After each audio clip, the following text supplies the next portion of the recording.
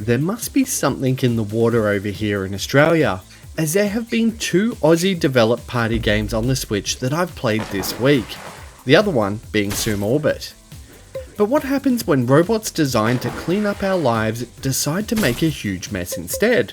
Well, you get Splatterbot, a 4-player chaotic brawler where renegade robots duke it out to paint the town red, or whatever colour you choose. What's it like?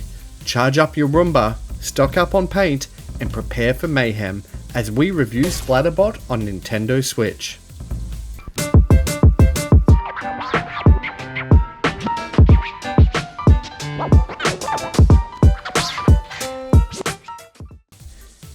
At its core, Splatterbot keeps things simple.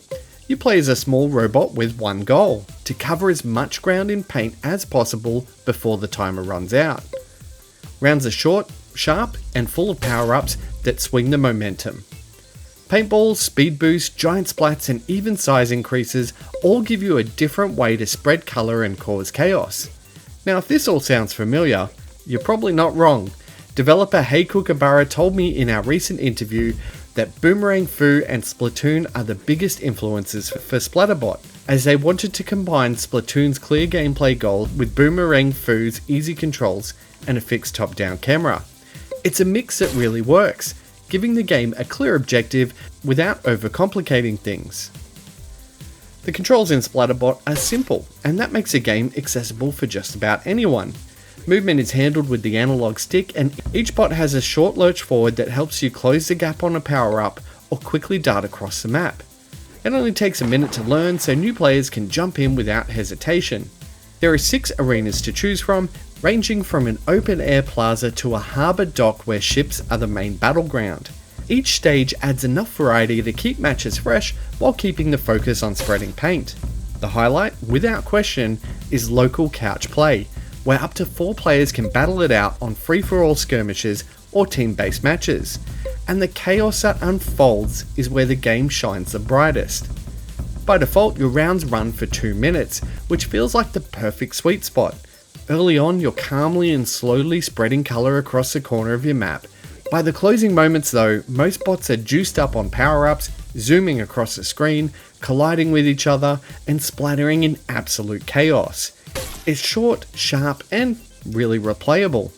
Matches also reward you with special trails or cosmetic items to customize your robot, and it gives you a reason to keep playing beyond bragging rights with your friends. It's a small touch, but one that helps keep the loop rewarding even after a few rounds. Splatterbot keeps things visually simple, and that works in the game's favour.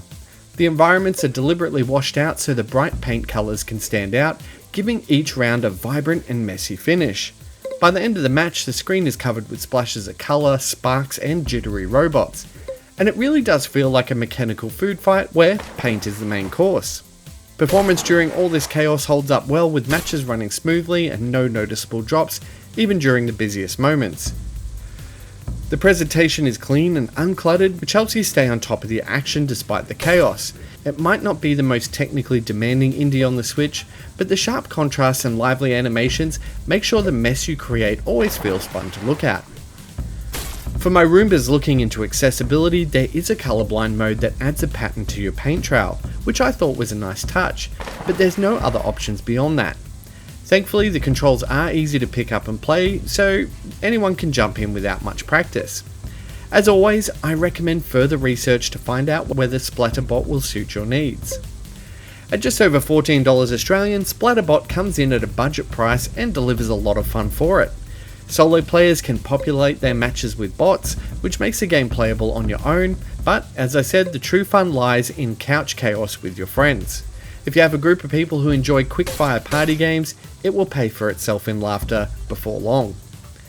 Splatterbot is a small indie with big personality. Its simple controls, colourful visuals, and short 2-minute bursts make it perfect for party nights where you want to laugh more than think. While the solo experience is serviceable with bots, the game clearly at its best when 4 players are huddled around the TV, shouting and sliding through puddles of paint. If you enjoy the quick-fire party games and something fresh from an Australian developer, Splatterbot is worth charging your controller for. It may be a messy little package, but that's exactly the point. So, what's it like? Splatterbot is like Splatoon crossed with a twin-stick shooter. I award it a 70 out of 100. In the interest of full disclosure, a review copy was provided by the publisher, but this doesn't influence my score.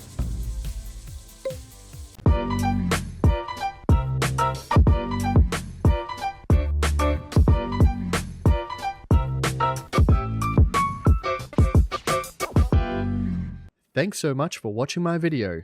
If you liked it, the best way you can support What's It Like is by liking, subscribing, and sharing it with your friends. For more reviews, click on the thumbnails to the right, and for everything Nintendo, check out whatsItlike.com.au.